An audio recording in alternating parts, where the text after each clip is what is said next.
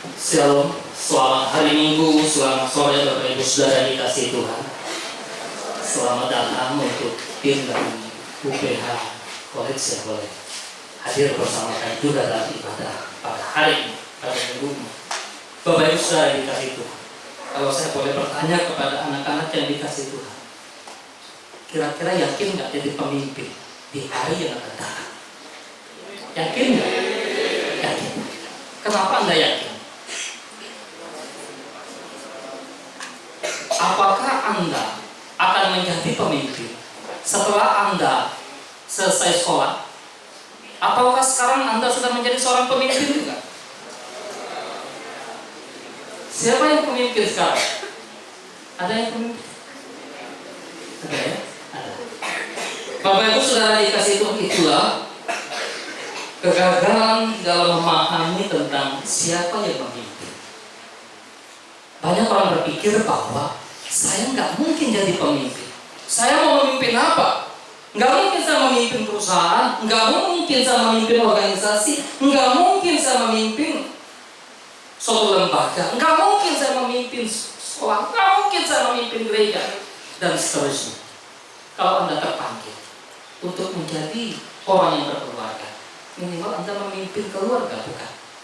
Kalaupun Anda tidak terpanggil dan tidak dikaruniakan untuk hidup berkeluarga, Anda menjadi pemimpin atas dirimu sendiri. Karena itu tiap orang percaya mestinya menyadari bahwa kita semua adalah pemimpin.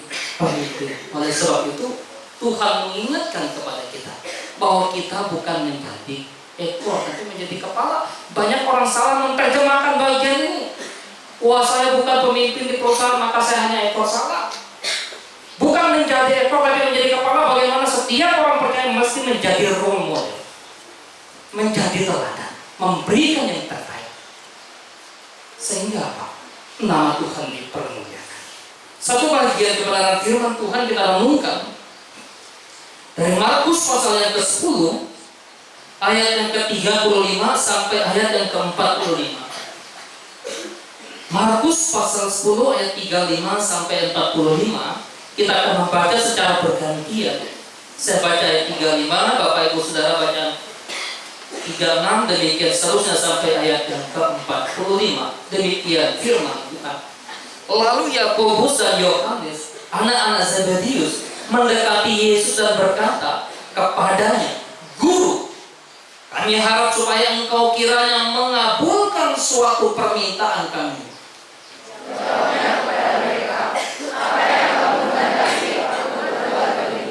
Lalu kata mereka, "Perkenankanlah kami duduk dalam kemuliaan-Mu, kelak yang seorang lagi di sebelah kanan-Mu dan yang seorang di sebelah kiri-Mu."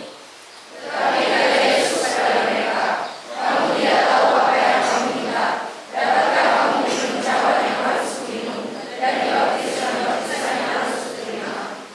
Jawab mereka, "Kami dapat." Yesus berkata kepada mereka, "Memang kamu akan meminum cawan yang harus kamu minum dan akan dibaptis dengan baptisan yang harus kuterima. Tetapi yang duduk di sebelah kananku atau di sebelah kiriku, aku tidak berhak memberikannya. Itu akan diberikan kepada orang-orang yang siapa itu telah disediakan." Mendengar itu, ke-10 murid yang lain menjadi marah kepada Yakobus dan Yohanes. Tetapi Yesus memanggil mereka lalu berkata, "Kamu tahu bahwa mereka yang disebut penderita bersama-sama menderita kaitannya dengan Tuhan besi, dan pembesar-pembesarnya menjalankan kuasanya dengan keras atas mereka. Tidaklah demikian di antara kamu. Barang siapa ingin menjadi besar di antara kamu, hendaklah ia menjadi pelayanmu. Dan barang siapa ingin menjadi yang terkemuka di antara kamu, hendaklah ia menjadi hamba untuk semuanya." Sama-sama.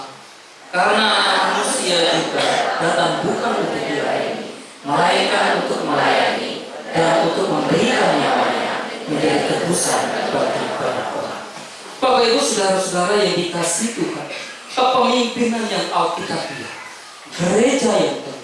Salah satu tanda gereja yang teguh adalah bagaimana memiliki kepemimpinan yang hidup takut akan Allah, hidup yang senantiasa memuliakan Tuhan. Ketika Ketika manusia jatuh dalam dosa, maka semua kehidupan manusia porak-poranda, termasuk dalam hal kepemimpinan. Memimpin keluarga, gagal. Memimpin kehidupan di dalam kelompok, gagal. Tidak heran kemudian bagaimana manusia membangun kejayaannya dan bahkan berusaha untuk menyamai Allah. Membangun menara Babel, mau menunjukkan akan kemampuan manusia. Manusia menunjukkan betapa gagal dan gagal. Bahkan itu yang dialami oleh murid-murid Yesus tatkala Yakobus dan Yohanes menyatakan permintaannya kepada Yesus. Gurunya sedang membicarakan tentang hal penderitaan, menuju jalan salib, menuju Golgota. Apa yang diinginkannya? Kehormatan untuk duduk di sebelah kanan dan di sebelah kiri dari Yesus. Kesalahpahaman mereka di dalam memahami kepemerintahan yang Yesus hadirkan di tengah-tengah dunia membuat mereka berpikir bahwa kelak siapa yang duduk mendampingi Yesus untuk menjadi ajudannya sebelah kiri dan sebelah kanan. Mereka berpikir bahwa Yesus akan menjadi Mesias yang menaklukkan kekuasaan kerajaan Romawi, sehingga murid-murid mendapatkan yang namanya kehormatan. Mereka mendapatkan ketenaran, mereka mendapatkan popularitas, mereka mendapatkan kejayaan. Oleh sebab itu Yesus mengingatkan kepada mereka, kamu tahu apa yang kamu minta. Kamu tahu apa yang kamu minta. Kamu gak salah minta. Permintaan Yakobus dan Yohanes menimbulkan keributan di antara para murid. Enak aja loh. Kok kalian berdua bersaudara yang mau duduk sebelah kiri dan sebelah kanan Yesus? Emangnya saya nggak boleh? Ini namanya nepotisme. Barangkali Petrus berkata, saya yang paling senior, saya yang paling tua, saya yang paling dipercaya Yesus. Harusnya saya yang duduk di sebelah kanan atau di sebelah kiri Yesus. Bukan kalian. Mungkin juga Thomas akan berkata hal yang sama. Matius juga mungkin mengatakan, saya kan punya pengalaman menjadi seorang pemungut cukai, punya pengalaman bagaimana berorganisasi. Kalian apa sih? Kalian kan hanya anak dari penjala ikan. Kalian gak ada apa-apa. Kita bisa membayangkan keributan-keributan itu yang terjadi di dalam kehidupan para murid. Bagaimana kepemimpinan dunia yang tidak menunjukkan kepemimpinan yang alkitabiah di zaman Tuhan Yesus. Maka ketika Yesus mengajar para muridnya, mengingatkan akan bagaimana kepemimpinan yang seharusnya di dalam kehidupan orang percaya. Yesus tahu betul bagaimana kepemimpinan yang dilakukan oleh orang-orang di sekitarnya, oleh penguasa-penguasa dunia. Misalnya saja kepemimpinan Pilatus. Pilatus seorang pemimpin yang sangat ditakuti oleh orang Romawi maupun orang Yahudi.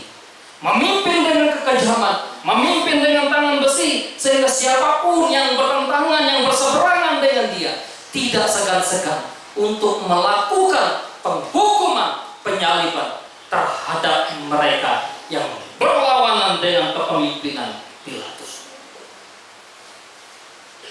Dia berusaha untuk merebut hati rakyat dengan cara yang tidak elegan.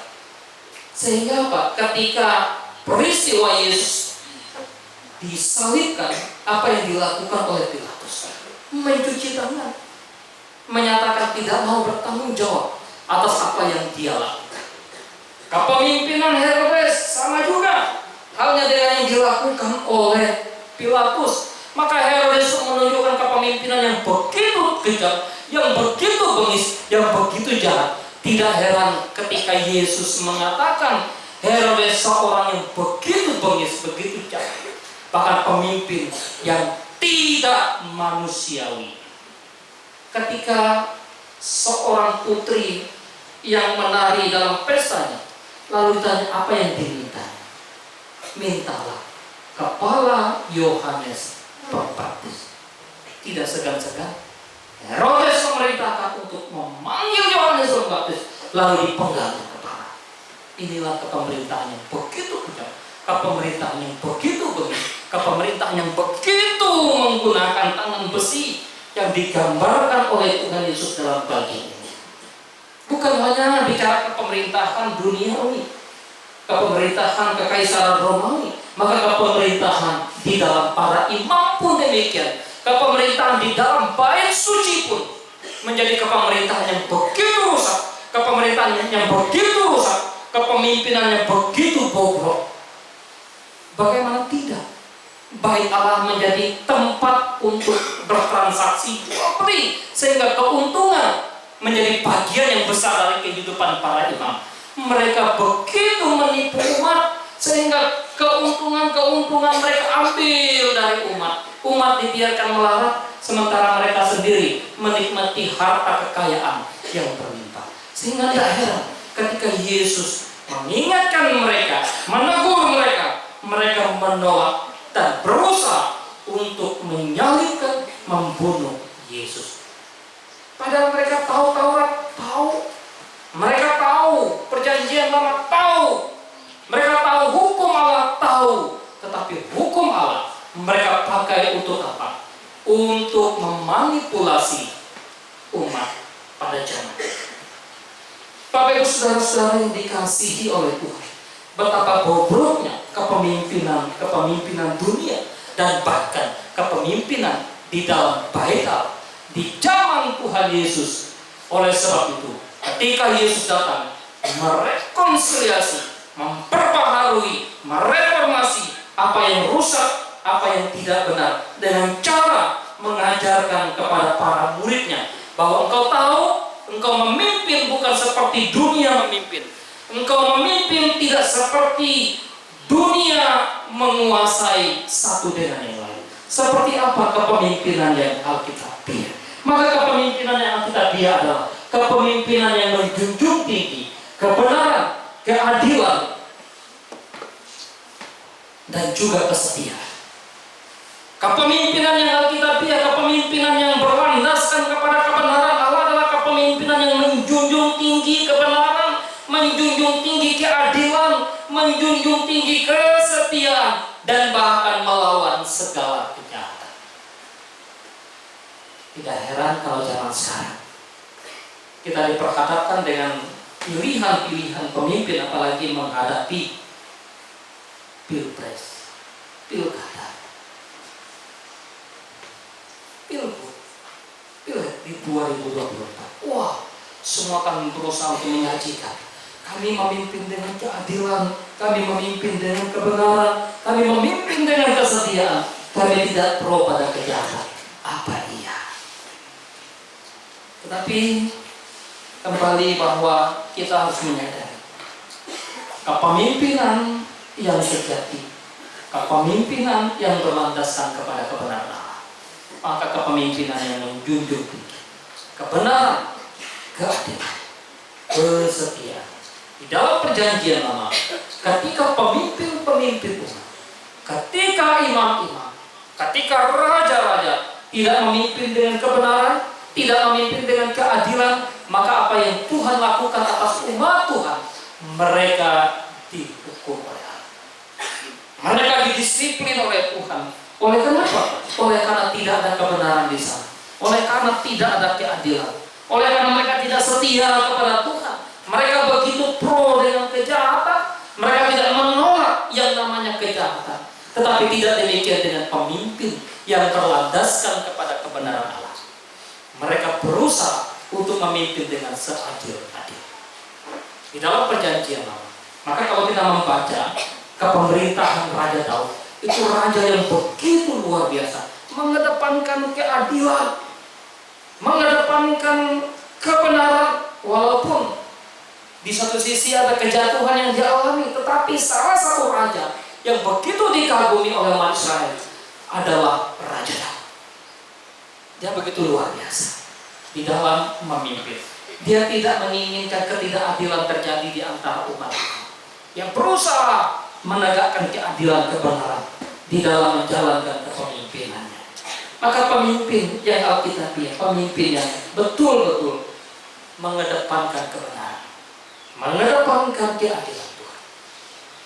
Nggak boleh serong, nggak boleh tipu-tipu, nggak boleh yang namanya menyimpang. Adil tetap adil, benar tetap benar. Itulah yang Allah lakukan di dalam memimpin umatnya. Tatkala umat berdosa, maka Allah mendisiplin umat. Itu yang harusnya menjadi semangat kita juga dalam menjalani kehidupan kita sebagai pemimpin atas diri.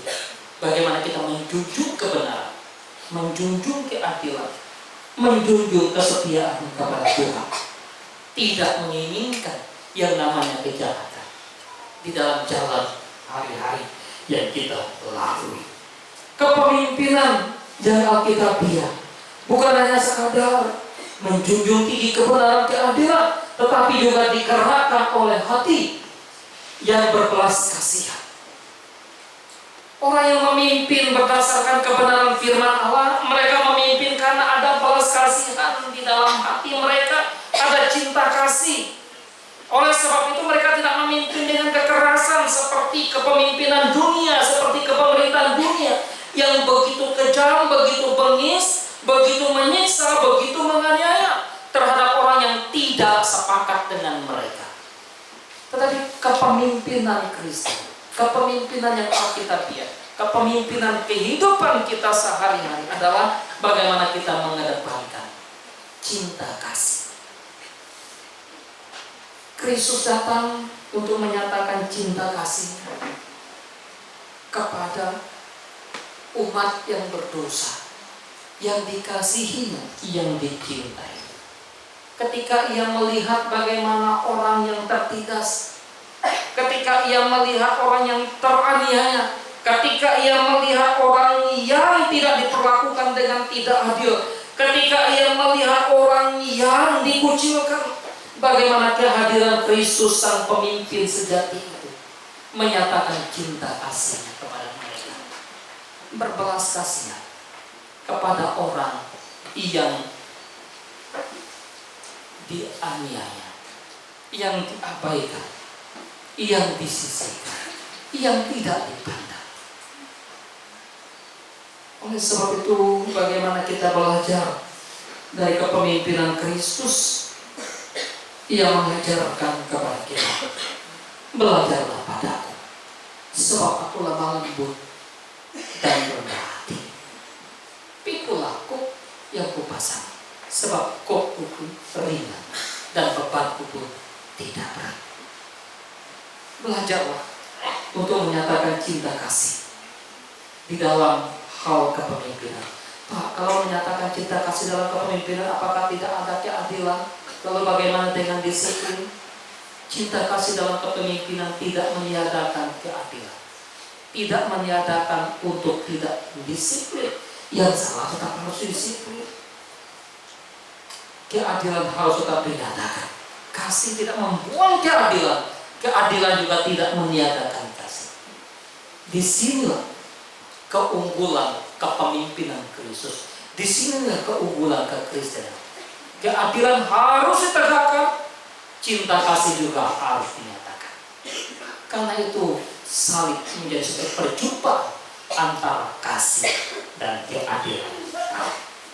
Memimpin dengan digerakkan oleh belas kasihan. Hal yang ketiga, bicara kepemimpinan yang Alkitabiah, maka kepemimpinan yang melayani atau kepemimpinan yang menghamba. Berbeda dengan kepemimpinan yang dunia lakukan, yang dunia berikan, yang dunia sajikan. Engkau pemimpin, ya engkau bos, engkau pemerintah, engkau tidak akan mungkin melayani. Enggak. Filosofi dunia, kalau engkau pemimpin, maka engkau tidak akan mungkin menjadi pelayan. Tetapi kehadiran Kristus, kepemimpinan Kristus yang juga menjadi kepemimpinan bagi orang percaya adalah kepemimpinan yang mau menghamba. Hal ini sangat terlihat dari bagaimana kepemimpinan yang diterapkan atau yang ditegakkan oleh Kristus di dalam inkarnasi. Maka pemimpin sekarang mau mendapatkan hati rakyat, dia harus turun ke rakyat. Kemarin kira-kira waktu pemilihan OSIS ada kampanye enggak? Ada turun nggak ke asrama-asrama? Turun ke kelas-kelas enggak?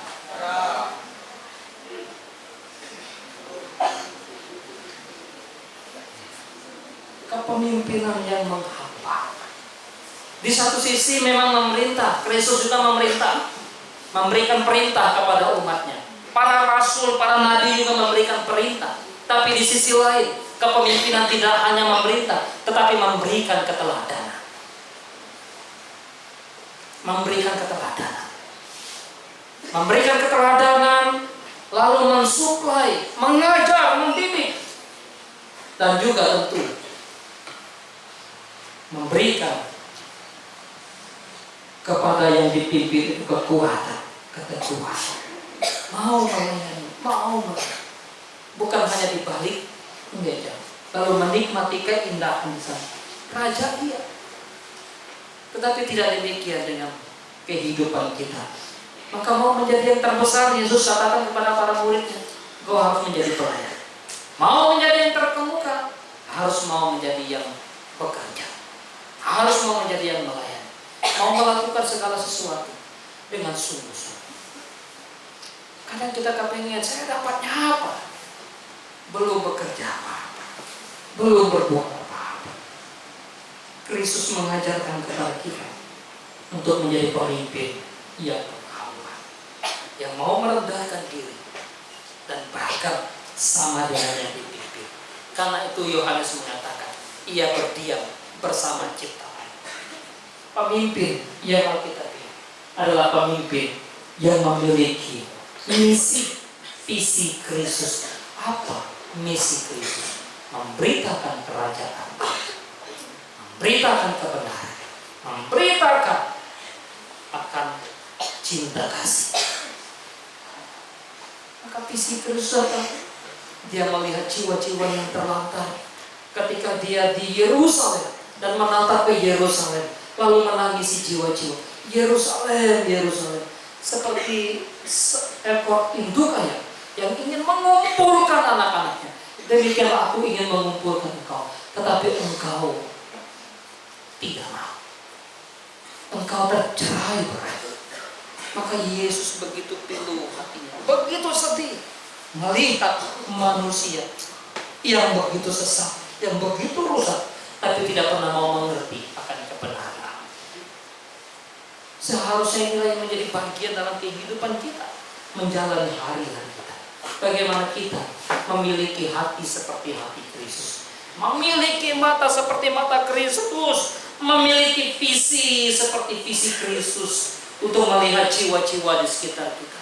Ada jiwa-jiwa yang belum mengenal Tuhan, ada jiwa-jiwa yang belum terima Yesus. Adakah kita menjadi bagian dari orang yang Tuhan pakai untuk memimpin mereka kepada Kristus?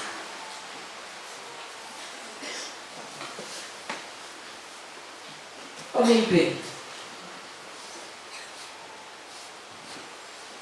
yang Alkitabiah adalah kepemimpinan yang berorientasi pada pertumbuhan rohani.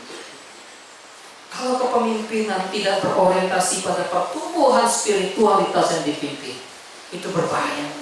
Berapa banyak kepemimpinan dalam gereja dan bahkan hamba Tuhan, orientasinya bukan spiritualitas yang maju, yang bertumbuh, yang berkembang, tapi berapa banyak persembahan yang dikumpulkan, berapa banyak gereja-gereja yang dibangun, berapa banyak orang-orang yang bisa dibawa datang beribadah, terlepas daripada spiritualitas mereka diperhatikan atau tidak, tapi kepemimpinannya saja yang sesungguh, yang berdasarkan firman Tuhan adalah yang memperhatikan spiritualitas orang yang dipimpinnya. Karena itu tempat ini menjadi tempat yang bagus buat Anda semua, buat saudara-saudara, bagi siswa-siswi, mahasiswa-mahasiswa, bahkan kita semua sebagai staf guru, tenaga pendidik dan kependidikan, seluruh karyawan. Karena di tempat ini juga kita dibentuk spiritualitas kita melalui pendidikan secara formal dan juga secara informal. Kita terus dibimbing, diarahkan untuk memiliki kerohanian yang baik. Dengan cara seperti apa? Ada ibadah, Ada diskon pagi, ada KTP, ada PA, juga ada hal-hal lain yang dilakukan. Kalau kepemimpinan tidak memperhatikan atau tidak berorientasi pada pertumbuhan rohani, maka sia-sialah kepemimpinan kita, sia-sia gereja, sia-sia kita mendidik, mengajar, kalau pada akhirnya kerohanian tidak diperhatikan di sana. Apa sih legasi yang ditinggalkan dari kepemimpinan yang alkitabiah seperti yang Kristus lakukan? Maka warisannya adalah damai sejahtera.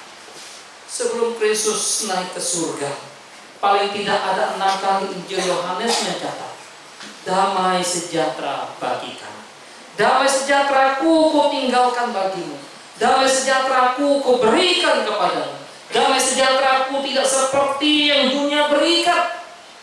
Maka kepemimpinan yang sesungguhnya memberikan shalom, memberikan damai sejahtera di dalam kehidupan, baik secara pribadi maupun secara organisasi, secara kelompok. Bagaimana kita menikmati damai sejahtera Kristus yang memerintah dalam hidup kita, damai sejahtera Kristus yang memerintah dalam hati kita. Dan pada akhirnya apa yang Kristus tinggalkan adalah perintah untuk kita memberitakan Injil, menjadikan orang lain sebagai murid Kristus. Itulah yang Yesus katakan di dalam Injil Yohanes pasal yang ke-28 ayat 18, 19, 20. Pergi, jadikan semua bangsa murid. Ajar mereka, baptis mereka, tuntun mereka. Di dalam kitab Kisah Para Rasul pasal 1 ayat 8. Kamu akan menerima kuasa kalau Roh Kudus turun di atas kamu, dan kamu akan menjadi saksi. Ini legasi, ini warisan. Karena itu pemimpin yang sejati adalah bagaimana kita menjadikan orang lain untuk bisa menjadi murid Kristus, percaya pada Kristus, menerima anugerah Kristus, mengalami sukacita, damai sejahtera. Tuhan kiranya menolong kita, memimpin kita. Mari kita tundukkan kepala, kita berdoa kepada Tuhan.